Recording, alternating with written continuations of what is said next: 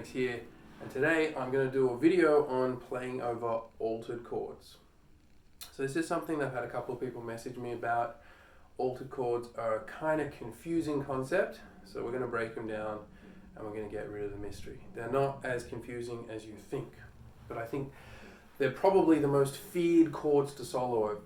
So in my mind, when I'm soloing over chords, I think of three families. I think of major families, minor families, and dominant seventh families. Simple as that. So as far as I'm concerned, a major 9 chord is just a major chord. A minor 7th chord is the same as a minor chord as far as I'm concerned. I just want to keep things as simple as possible for my thinking so that in the moment I can focus on just playing melodies. I don't really think about scales or anything like that. We'll get into the scale approach in a second. So that means that where did, altered chords, flat 9 chords, or augmented, all of those ones fit? As far as I'm concerned, they are all dominant 7th chords, which might seem like a strange sort of thing, like, what do you mean they're dominant 7th chords? They all have dominant function as far as I'm concerned. So most of the music that I play is, traditional American sort of 20th century music. So I'm not playing a lot of fusion stuff, so like, for any cats out there that are really into sort of, post-weather report sort of stuff with moving altered chords, this approach might not suit you 100%. But if you're playing stuff that's like stock standard jazz, bebop, country music, blues, then you're going to get a lot of 5-1 resolutions or 2-5-1 resolutions.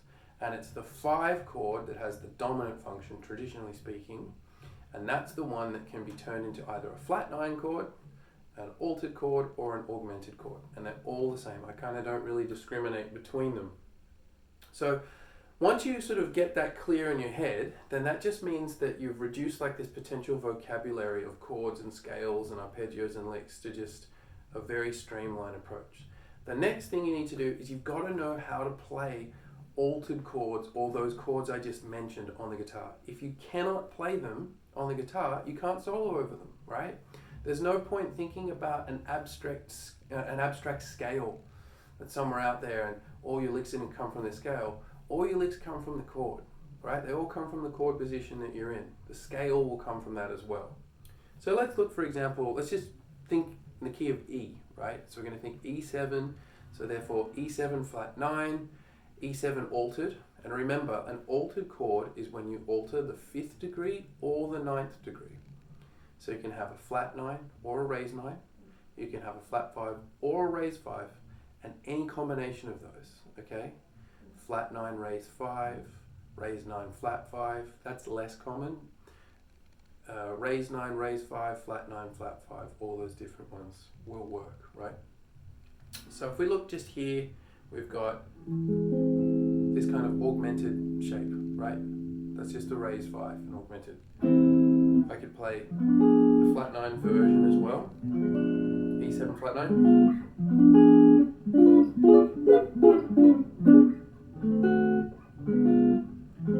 Like that. Then I've got all of these sort of altered version. And remember, any of these dominant chords can be inverted if you move them up in minor thirds.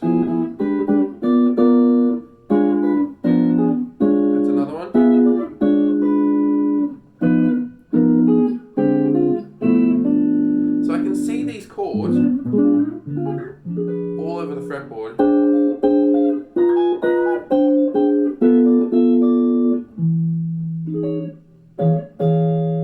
And when I can see that shape, I can see the notes that are the best to hit. So if we go back to this position we were just looking at here, it's kind of like a C major shape, but index finger is across the 5th fret of the G and the B. They're all my target notes. I'm already playing them. So if you had a chord like that in a progression and you weren't quite sure what to do, then you could just play one of these notes. So let's say, for example, it's the last bar of a blues. You're going to hit that chord. I'll do the bar before, so I'll do some A blues licks, and then I'll end up on this. So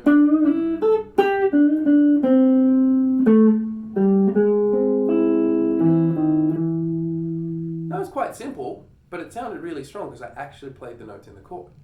So the next step would be to join those notes in the chord by playing, experimenting. Just put on a vamp of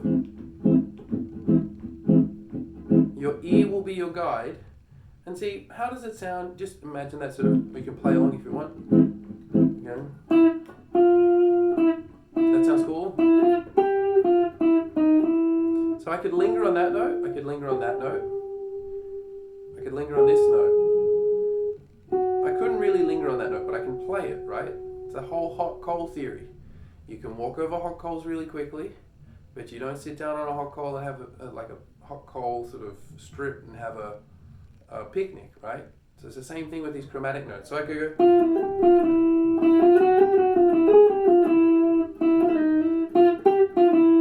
So that's just a variety of different ways to embellish the tonic, right?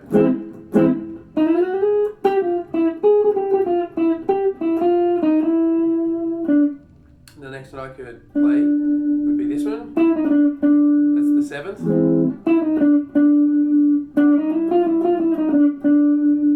Then we could go down. Doesn't work so well, but you could. So here I'm figuring out the scale. Like, I know theoretically that is the scale. But I find often when guys just learn the scale straight up, they end up just sounding like classical musicians doing exercises and going.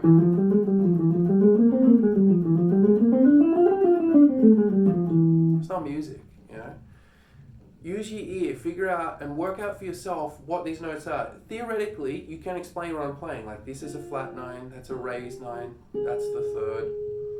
And it is good to know that stuff, but I would use your ear as your guide initially to work out what it is and come up with a couple of lines that work, you know. So you can take that all the way down the scale. Like the 5th, you can play the regular 5 as well over an altered chord. It's often a really good launch point to play flat 9 licks, you know, that kind of beboppy sort of stuff is flat 9. When you think of Charlie Parker, you're thinking flat 9 lines there. And I just interchange them. So, you know, that the 3rd of E is G sharp. That was my starting note for that lick then. And I played a flat 9 lick, but I could come back and play an altered lick there just for a slightly different flavor. Flat 9, altered. Flat 9 to me is like adding a little bit of sort of Tabasco sauce. It gives it a bit of a kick. Altered is like, you know, going and getting some real, you know, if you go to like New Orleans, there's a whole sort of tourist market for like really eccentric hot sauces, like called ring burner or Saddlesville fire or something like that. That's what altered is to my ears, right? Like, it's a really spicy sound that should be used relatively sparingly. So that's the main thing. Just go through, find the notes.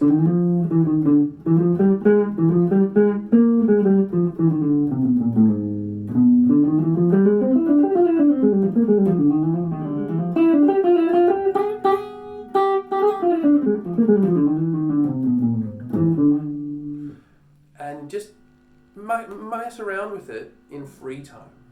When it comes to a practical application, you don't always come across altered chords in music, right? But that doesn't mean that you can't use them. So a thing that I often do is, when a chord has dominant function, right? It's like a hand grenade, you know, that it's instead of exploding, it's got to resolve, okay? So by the end of that bar, that dominant 7 chord is going to resolve to the 1 in a particular key, right? When I play an altered line or a flat 9 line, I'll often do that if I have a bar of, say, E7 before going back to A. On the last 2 beats, I will probably play some kind of altered, augmented flat 9 line. And that is the equivalent of me taking the pin out. I can't go back after that. You know, I've charged that chord and it has to resolve. So beforehand, I might play just straight up E7 licks and then it will resolve. So I might have, if I've got, you know, bar of A, bar of E, back to a bar of A again, might be something like this.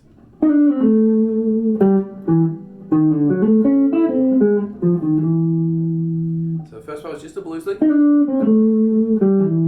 Now this is an E7 lick. Altered, resolving to the 5th of A.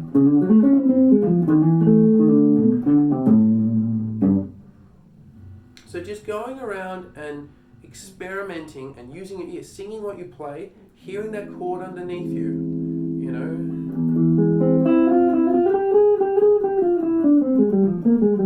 In all positions.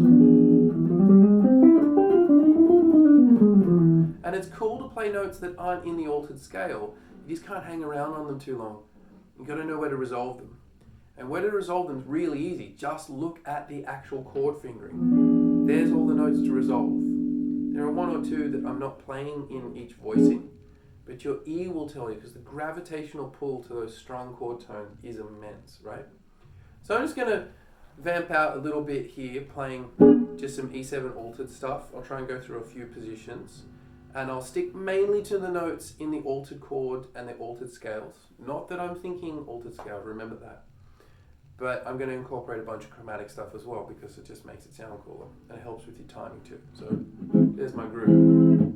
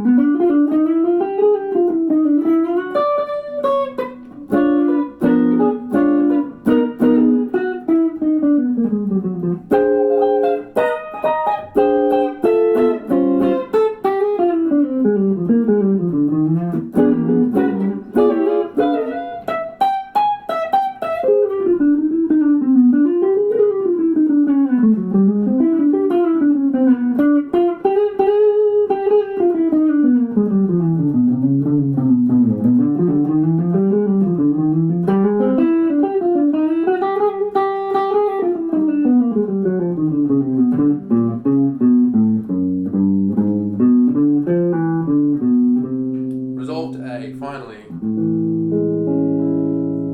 I hope that kind of demystifies altered chords. They're not as scary as you might think, but you do have to sit down and spend some time just getting familiar with seeing where they are on the fretboard, working out the notes around the chord shape. There's only 5, whole cage system theory. And then just let your ear be your guide and work on your timing as well. Start in free rhythm just so you can get an idea of the melodies and the notes and the harmonies, and then put it in time and work on your resolution points. I might do some other videos on this stuff if people are still sort of having issues. So just drop a comment if you want me to do another video to kind of clarify another aspect of this. But I'll see you around. Keep picking, cats.